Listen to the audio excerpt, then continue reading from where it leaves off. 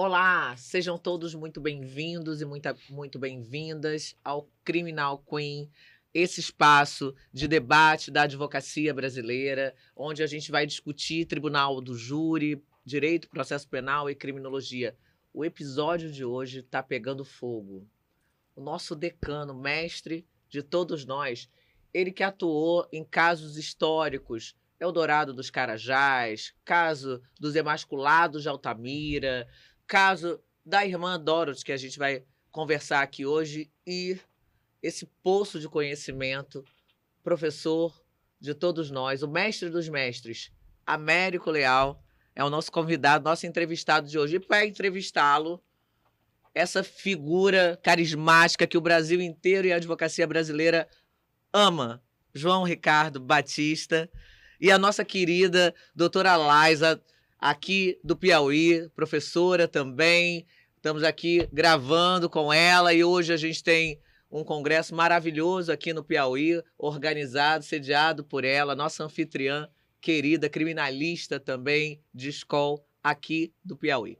Então eu começo aqui hoje agradecendo ao nosso professor, nosso mestre, o carinho de ter aceito esse convite para ensinar para toda a advocacia brasileira, você que é o mestre de todos nós, contar um pouquinho da tua história para inspirar, como inspira já tantas pessoas, a mim, João Ricardo, Laisa, para inspirar todo mundo que está assistindo aqui esse podcast. Eu já começo com uma provocação, né? Pois não. Como é que foi para ti, né? Os bastidores a gente chama para isso, porque a gente comenta que a grande mídia, né?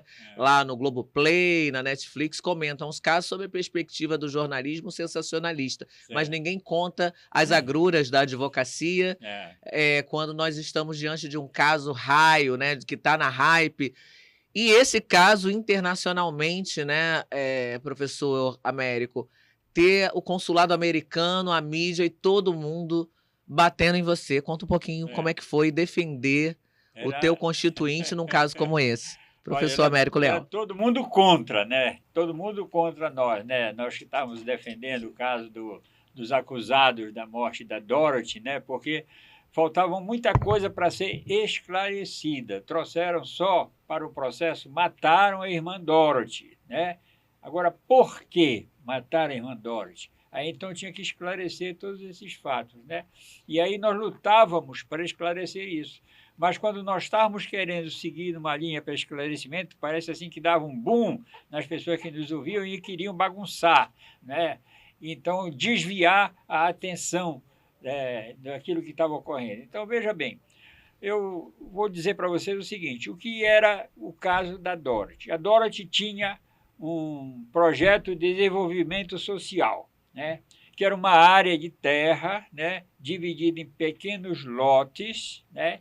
E que isso iam ser destinados para as pessoas pobres que ali iriam morar e que ali iriam cultivar a terra para viver. Tá. Então, ela tratava daquele negócio lá com mão de ferro, né? E não deixava ninguém chegar perto e tudo mais, era que comandava e tal, e ela de manhã, de tarde, de noite, tinha um pessoal que ajudava ela naquela organização e lá, segundo informações, e eu não estava lá, não posso afirmar, que às vezes as coisas descambavam até para a criminalidade também, quando se usava o local para fumar maconha, outras drogas, sei lá o quê, exigir com um camarada que se ele quisesse aquele lote X, que era perto do rio, perto do Igarapé, sei lá o quê, aí ele tinha que facilitar o acesso daquele camarada que dirigia a coisa lá com a Dorothy para que a filha dele chegasse mais perto. Então, todos esses tipos de crime, né, poderiam ocorrer lá. Então, veja bem, existia este projeto de desenvolvimento social. E o Bida, um dos acusados, Vitalmiro, ele tinha uma fazenda perto deste local, né? E ele conheceu um cidadão que foi pertinho do Rio de Janeiro lá, aquele estado lá, pertinho do Rio de Janeiro. Espírito Santo? Espírito Santo. Foi do Espírito Santo para lá, para querer comprar terra, para desenvolver e tal, para criar gado, né? Então o Bida disse para ele, disse, olha, eu tenho um lote de terra aqui, né, que ainda não está legalizado, mas eu estou legalizando e tudo mais. Aí tu me pagas, tu pode ficar lá e quando eu legalizar toda a papelada, aí eu te passo, tu como dono e tudo mais. Tá.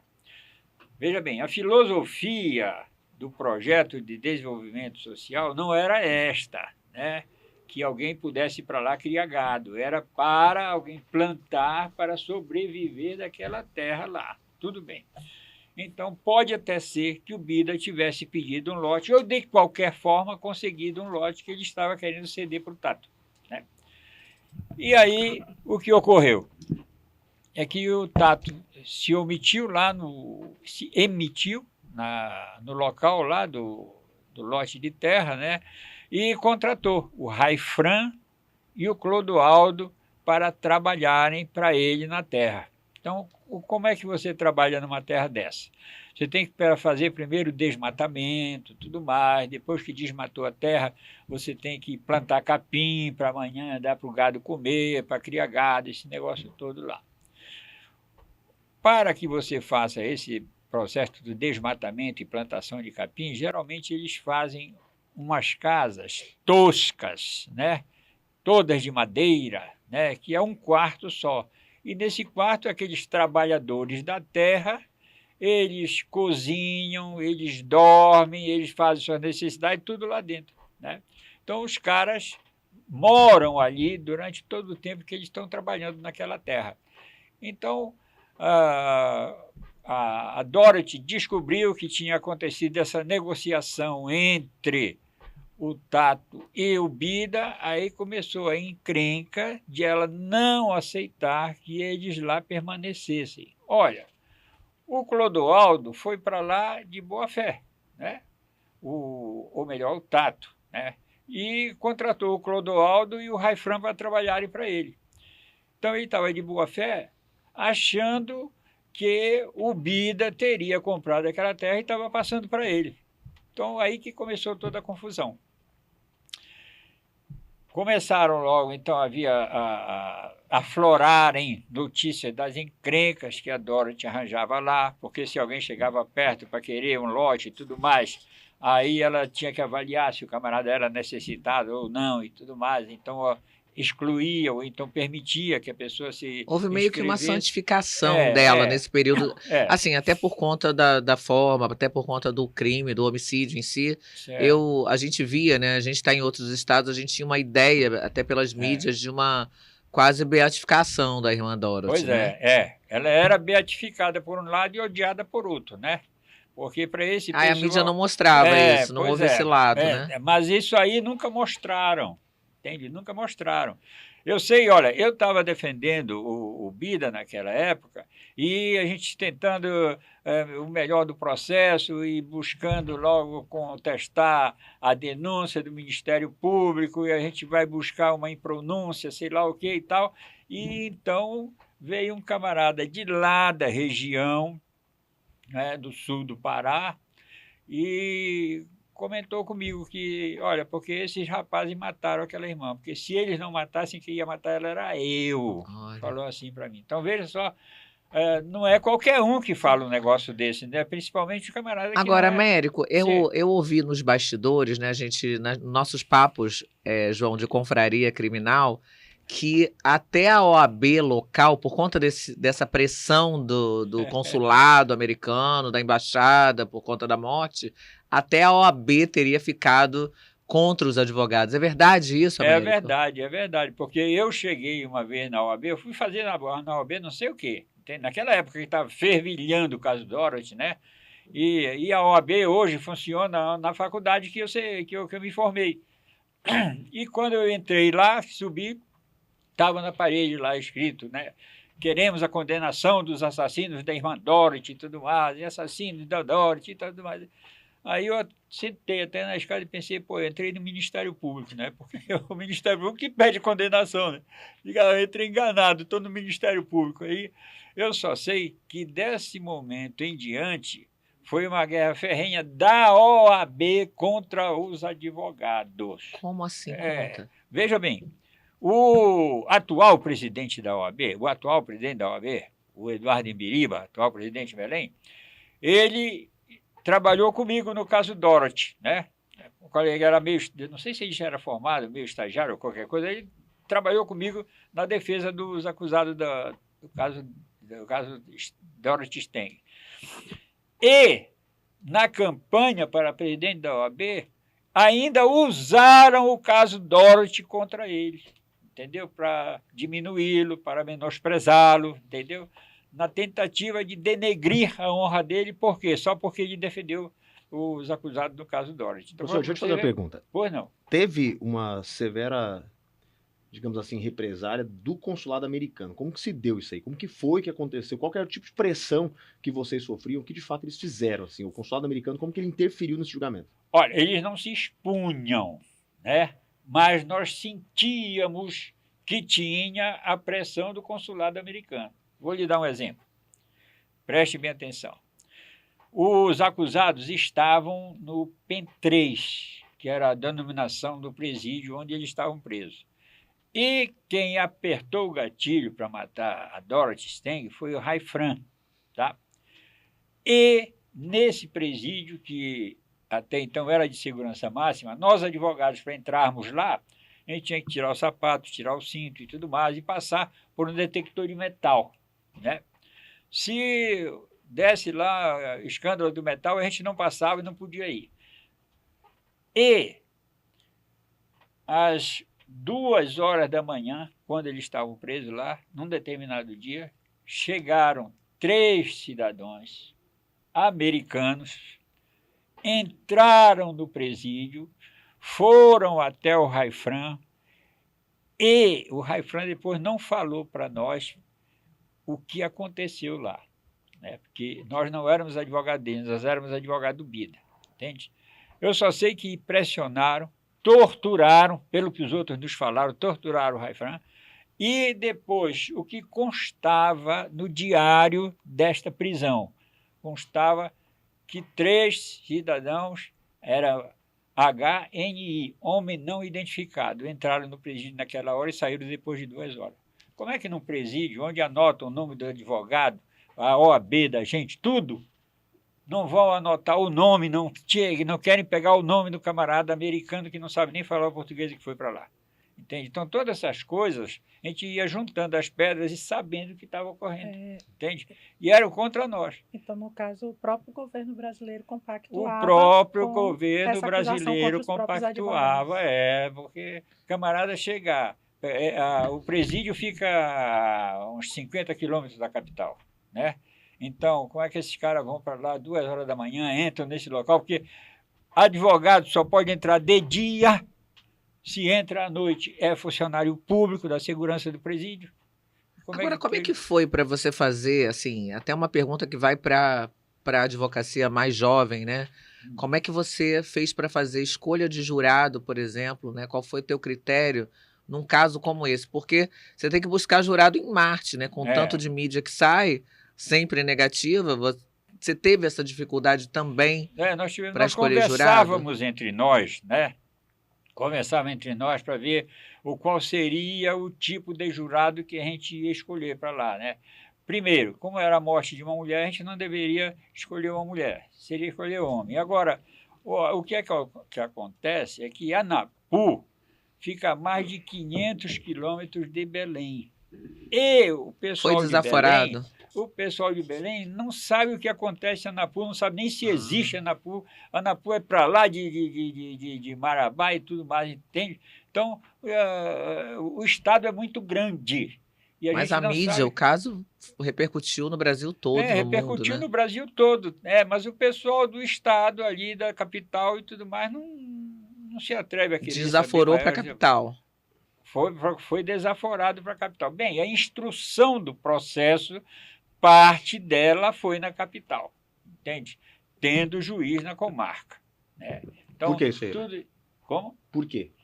Porque era para já no Eldorado dos Carajás, tinha um capítulo só disso, né?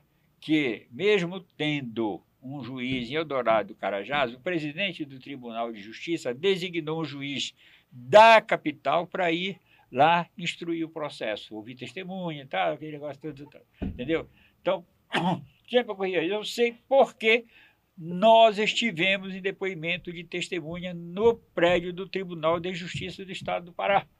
Eu tô te perguntando isso aí porque a regra a gente sabe que é. É. O júri acontece no local do fato, No local do presidido fato. pelo juiz do local. Presidido pelo juiz local. Mas quem instou? A provocação veio do Ministério Público para desaforamento? A provocação de foi do atos? próprio juiz que buscou o desaforamento. Entendi. É Sob isso. Foi qual de fundamento? ofício. O que ele alegou? Sim, alegando que não tem segurança, aquele negócio todo, né? É isso aí. Entendi. Sempre, porque sempre usa que é um lugar... E o aparato deve ter sido gigantesco, Ah, né? De era. mídia. Era.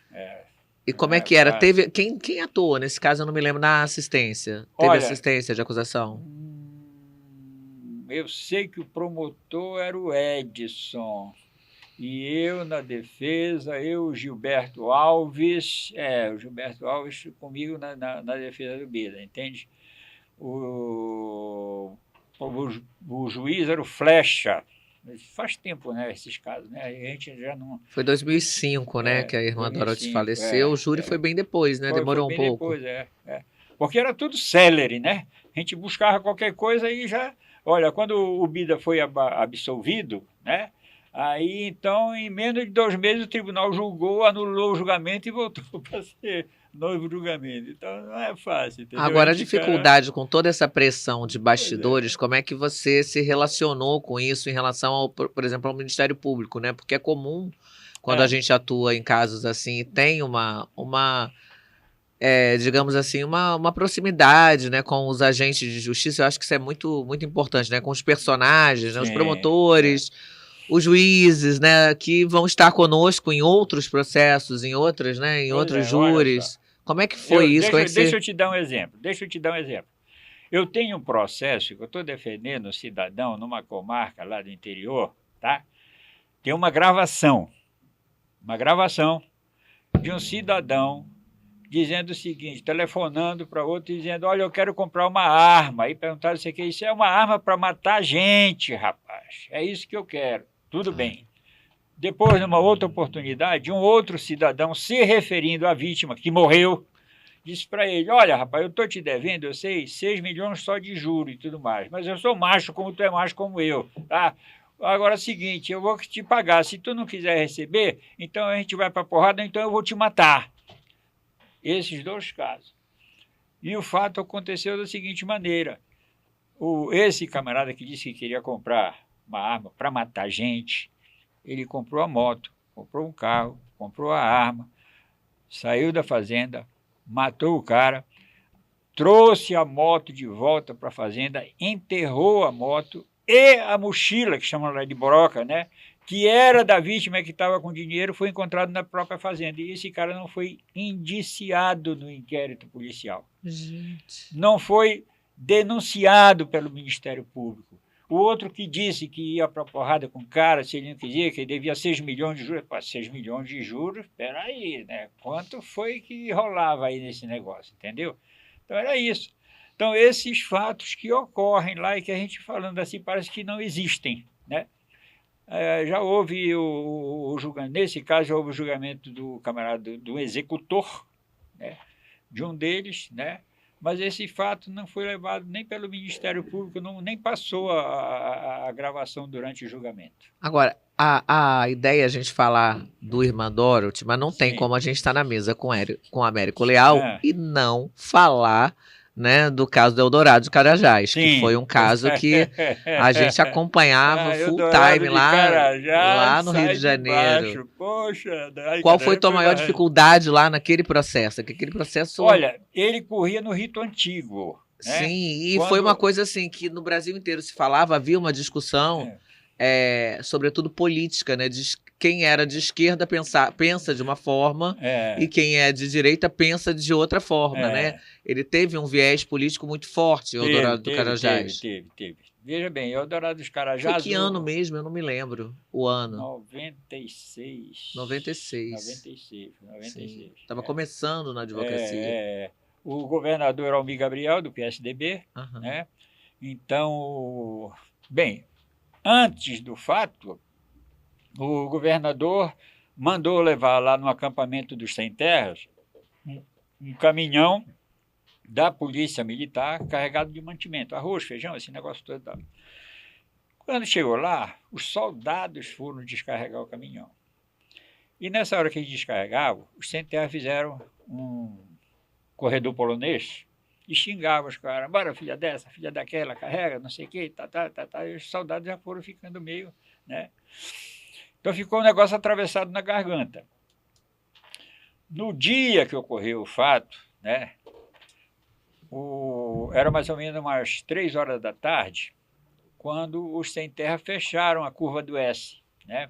A curva do S ficava entre Paraupebas e entre Marabá, mais próximo de Marabá, e que tinha lá o quartel da PM. Eles fecharam por qual motivo? Fecharam porque eles não impediram a passagem do trânsito. Aí o motivo, segundo consta, era para não passar uma carga do Vale do Rio Doce, sei lá o que eles não queriam.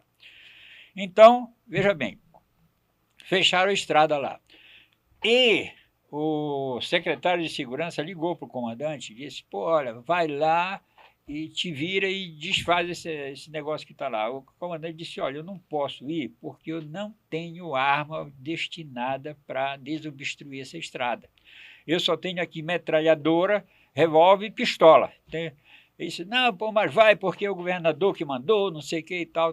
Aí o comandante conseguiu empurrar com a barriga. No outro dia de manhã cedo, já bate novamente o telefone do secretário de segurança e do comandante-geral. Olha, vai lá, te vira e acaba com isso lá. Aí o comandante disse, porra, para, eu não tenho arma, já falei, te vira, dá o teu jeito. E ele pensou, reuniu a tropa, né, e conversou com eles. Olha, essa onda veio ontem à tarde para eu reunir com vocês para lá, só que para chegar lá, a gente vai chegar às 7, 8 horas da noite. Os caras iam botar a criança na frente e mulher e depois que eles estavam para trás. Tu já pensou o que seria? Essa desgraceira que seria da morte de criança, de mulher? Ia ser muito grande o negócio. Aí, nesse dia, ele foi, então botou o pessoal dentro do ônibus, né, e foi. Chegou lá, o pessoal desceu do ônibus e tal, quando tem aquela filmagem que aparece os sem-terra vindo de lá com facão, com foice, aquele negócio, pedra jogando e tudo mais, e os caras dando ré. Quando não deu mais para passar no caminhão, aí houve o refrega, né? E aí deu aquele negócio todo, 19 mortos e mais de 100 feridos, né? E aí o escândalo... Eu fico pensando num processo, essa semana eu tô vindo, né? Ontem eu fiz um processo que eram 32 séries, né, de quesitos. Como é que foi trabalhar? Que a gente imagina, o processo em si já tem toda uma dificuldade pela mídia, né? Mas como é que foi trabalhar essa quantidade de séries? Vocês unificaram as séries de quesitos? Veja bem... Porque é um quesito para cada vítima, vocês deixaram a votação ser coletiva? Como é que foi isso? Foi coletiva a votação, porque foi levado primeiro os 2 comandantes e um subcomandante em julgamento, né? Mas eu digo assim, em relação à pluralidade de vítimas, porque, por exemplo, tem momentos, assim, a minha percepção de Eldorado dos Carajás é que tem momentos consumativos diferentes, né? Sim. Então não dá para você colocar, é menos viável para a defesa você colocar tudo num pacote só. A gente teve essa dificuldade lá e eu individualizei, por isso que eu vim embora, não tinha terminado, porque eu falei, não, porque tem momentos em que dava para dizer que era tentativa, era um processo nosso agora de resistência, né? A nossa tese era de resistência armada, desclassificatória, né? E a gente, das tentativas não dava muito para a gente fugir. Eu falei, a gente até no argumento, lá no discurso, a gente aceitava a hipótese de condenação até por conta dos outros processos, dos outros momentos consumativos não estarem muito claros, né? Porque depois que há o tiro, ele sai fugindo e atirando sem olhar e tal. Então, a gente tinha momentos em que a gente precisava quesitar e não dava para votar todos juntos, porque havia muita dúvida em relação a alguns. E Eldorado, eu acho que é um caso muito assim, porque tem momentos consumativos diferentes. Tem aquele primeiro momento do entrave, ali dá para ter uma discussão, mas depois que os sem-terra vão para cima dos policiais de uma maneira, ali já é um outro momento. Então, já é outro momento. Tem o dolo, ele aparece em momentos, num processo com pluralidade de vítimas, às vezes julgar coletivamente o fato fica muito complicado, né? Olha, veja bem, esse processo ele já estava nulo há tempos, porque quando da instrução do processo, o juiz que foi designado para sair de Belém para instruir o processo em Eldorado e os Carajás, ele não ficava em Eldorado, ele ficava em Marabá, no hotel e tudo mais, e ouvia todo mundo lá. Tal. Depois ele veio ouvir umas outras testemunhas em Belém. Veja bem. E numa audiência que houve lá das testemunhas, né, iam ser ouvidas umas testemunhas que eu tinha rolado no processo. E estavam lá uns colegas advogados, uns 6 advogados e tudo mais. O juiz, o promotor, né, escriba, tudo. Então, o juiz disse, ele está escrito no processo isso. Escrito no processo. Disse, olha, por determinação desse juízo, visando a celeridade processual, farão perguntas às testemunhas. O juiz, o promotor, o advogado que as arrolou. Os outros não poderão fazer testemunha no processo. Pois é, eu quando falo isso, o pessoal... É impensável. Gente, para tudo. Já estava tudo nulo, né? Entende? Completamente Então, nulo, cadê contraditório?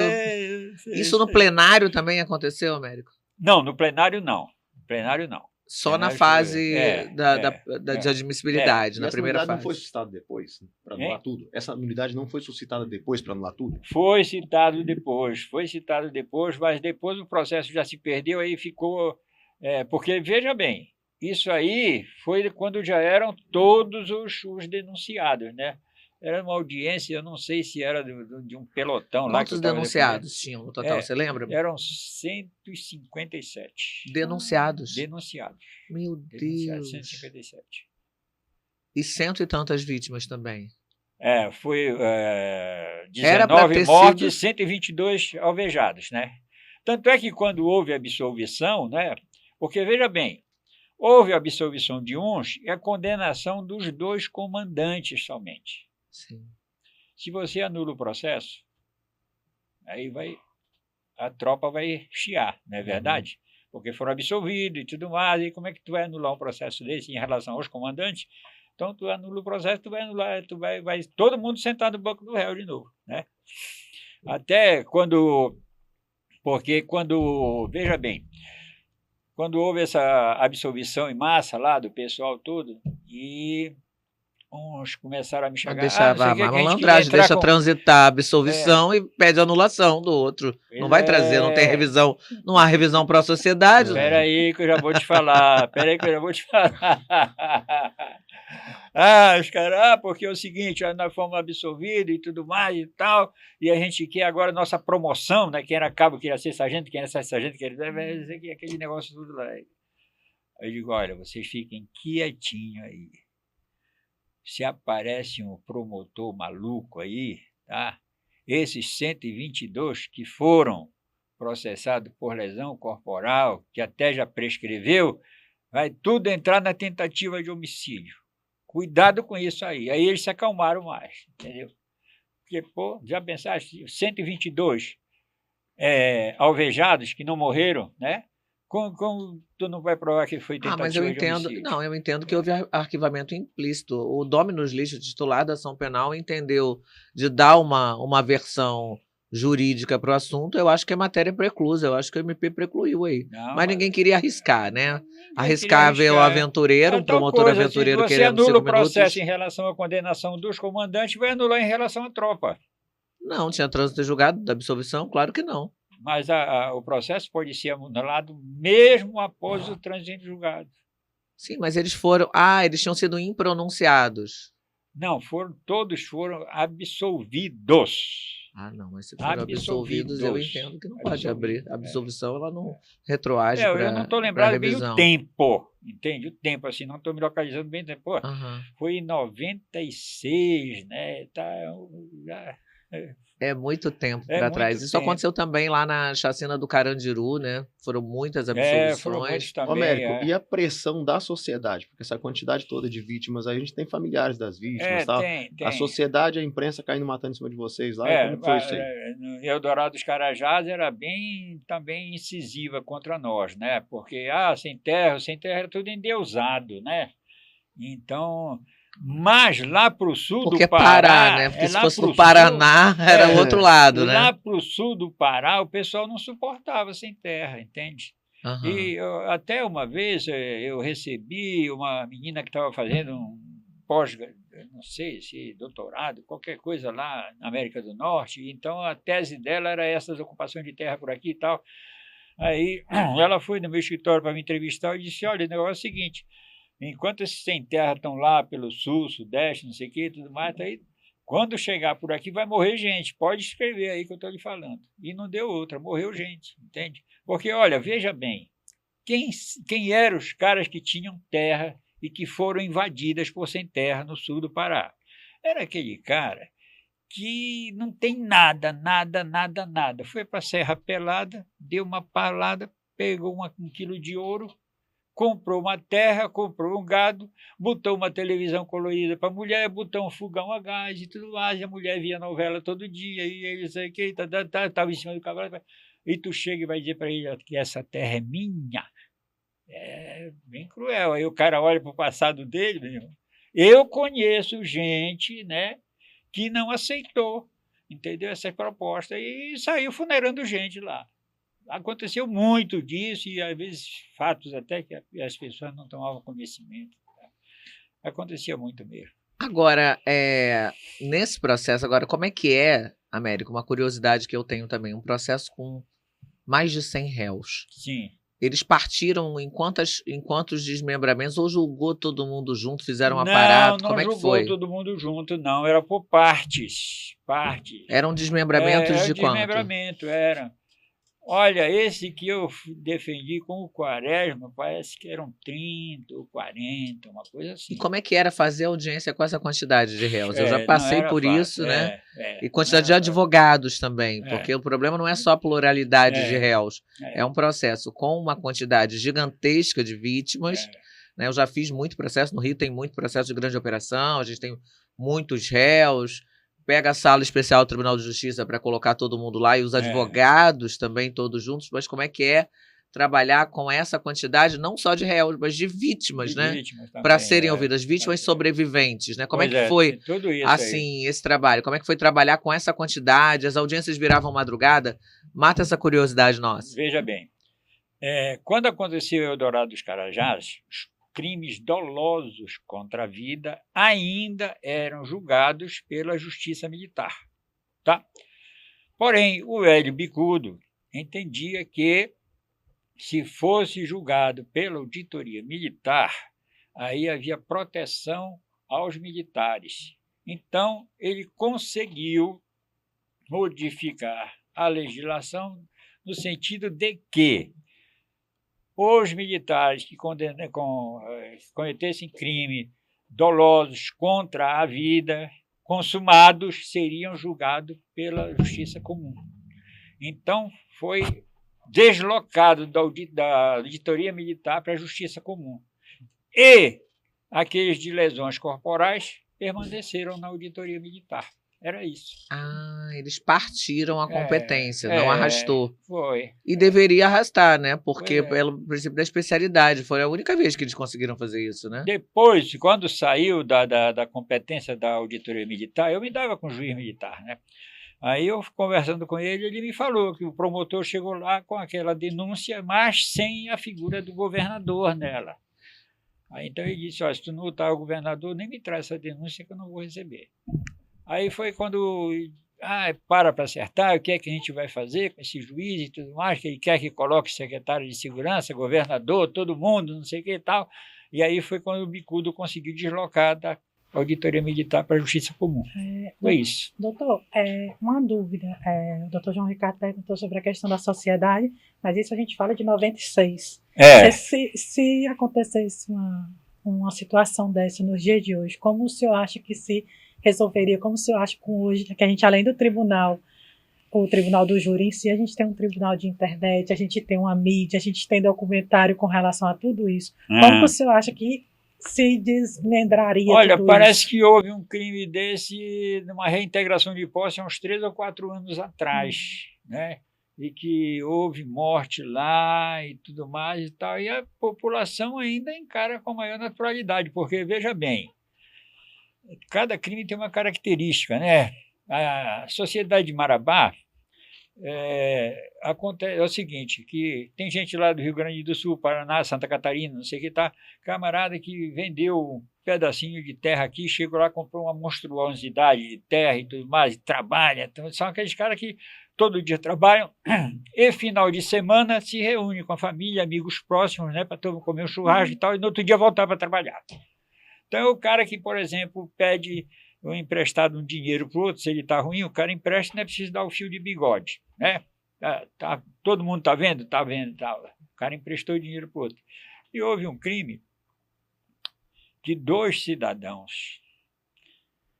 numa praça de alimentação cheia de gente, mataram um outro cidadão. Eles foram a julgamentos, confessaram que atiraram na vítima, que mataram a vítima e foram absolvidos. Por quê? Porque a vítima tinha pedido dinheiro emprestado para um deles, tá? E o camarada emprestou para ela. Aí ela melhorou de vida e tudo mais, não pagou. Não pagando, aí a comunidade teve conhecimento disso. E o cara ainda disse que, olha, se ele vier cobrar de novo, eu vou dar-lhe um chute nos traseiros e meter o dedo nele e tal. Aí, então, isso é imperdoável, né? Porque numa sociedade onde todo mundo, né, converge para o desenvolvimento dela e tudo mais, os caras que estão lá dão sangue, dão suor, dão tudo pelaquela terra deles, não admitem que uma pessoa dessa possa continuar no meio deles. E foram os 2 absolvidos, né? É isso. Professor, deixa eu te fazer uma pergunta, que agora acho que é uma pergunta que a advocacia criminal iniciante do Brasil quer saber, é uma dúvida minha também. A gente sabe que o senhor é conhecido por grandes casos, grandes atuações, sobretudo por grandes resultados, né?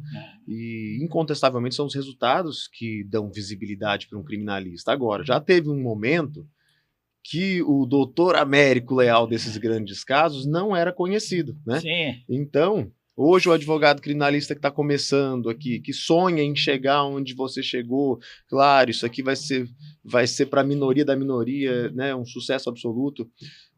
Como que o Américo Leal, iniciante, aquele advogado que não era conhecido, começou a conseguir esses casos de tamanha repercussão e começou a conseguir esses resultados? Então, assim, se hoje você pudesse falar para o advogado que está começando aqui, ó, como começar no júri e como conseguir prospectar essas causas de grande visibilidade, que tem muitos réus, que a mídia inteira está ali, ó, atenta. Como conseguir isso? Como você conseguiu? Eu consegui da seguinte maneira, fazendo muito júri gratuito, pro bono, né? Muito júri mesmo.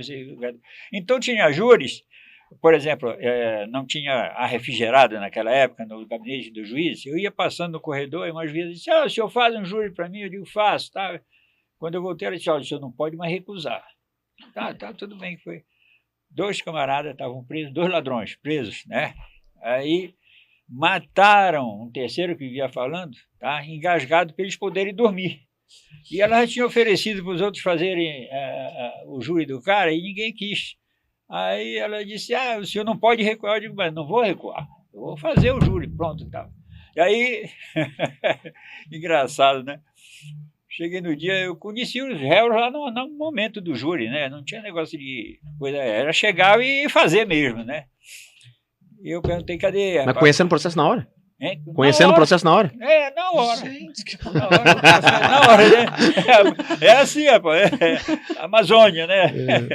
Hoje não acontece mais isso, né?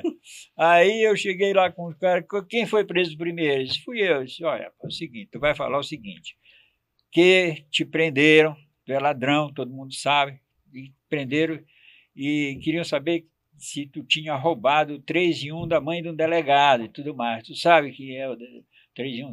Vocês sabem o que é o 3 em 1? Sei. Era aquele negócio desse eu tamanho. Sei, eu sou da antiga. Tocava as bolachões lá, aquele negócio, né, gravava e tal, aquele negócio. E aí, pô, te meteram a porrada. E como tu não falaste mesmo, não vomitaste, aí te jogaram lá na... O outro foi a mesma coisa, procurando um 3 em 1 que tinha sido roubado da casa da mãe do delegado. Aí meteram a porrada e tudo mais, e também tu não falou, porque não conhecia, jogaram lá. E aí... Gera uma proximidade também, o aceitar o dativo, né? Eu costumo dizer isso sempre, que o de graça, o 0800, é o que faz você ter o teu 0300, né? E às vezes você faz faz um de graça e fala, tá bom, eu não vou cobrar o teu, mas eu vou pedir que você me indique 2. Eu faço o seu e você me indica. Ô, Flávio, e tem outro. O resultado é um negócio que ele toma repercussão de um jeito que a gente não tem controle, né? Então imagina só esse cliente absolvido. Deixa eu te falar. Aí então, você olha, e o terceiro fizeram a mesma coisa com ele, só que jogaram lá e o cara não aguentou as porradas e morreu. Pronto. Olha. Entende? Por que eu estou falando isso para vocês? Porque polícia não vai a julgamento como testemunha. Porque eles ficam lá 6, 8, 10 horas, eles alegam que tem diligência e não vão. Se não vier ninguém, brilhou uma luz no fim do túnel. Agora, se vier, a gente está ferrado. Tá? Topa. Aí foi lá. Pô, não apareceu testemunha nenhuma. Agora me conta uma coisa, como é que é lá no Pará? O dono da coisa toda, né? Como é que é quando chega o Américo Leal para fazer um júri, você chega lá, como é que é assim a repercussão o peso do teu nome, né, Leal? Quando você chega no fórum para fazer, você tem um promotor às vezes menos experiente, mais novo, e chega o monstro sagrado do Tribunal do Júri lá. Como é que é hoje, né? Passado todo esse tempo, como é que é a tua atuação, a tua entrada, e como é que o tribunal te recebe, né, em primeiro lugar, e como é que o teu adversário recebe Américo Leal no júri? Ele recebe com naturalidade também, e quando é promotor novo também eu tento incentivá-lo até, né, e parabenizá-lo, né, porque, afinal de contas, se não for a presença do promotor e do advogado, também não vai se realizar o júri. Mas tem essa deferência, essa coisa, como é? Claro, tem. Assim, o pessoal trata a gente muito bem e tudo mais e tal. Tem uma promotora que até parabenizou o réu por ter me contratado e tudo mais. Então, graças a Deus, né, a gente luta para... Né, fica mais fácil, por exemplo. Tem juízes que são muito difíceis na condução, que puxam brasa para a sardinha do Ministério Público. Isso não é incomum na nossa atuação. Hoje, o peso do nome do Américo Leal traz um tratamento um pouco melhor desses juízes mais difíceis? Eu acredito que sim. Agora, veja bem, um tempo desse eu fiz um júri que o camarada... Foram 3 tentativas. E o camarada consumia droga desde os 11 anos de idade. No dia que ele cometeu o crime, ele estava drogado.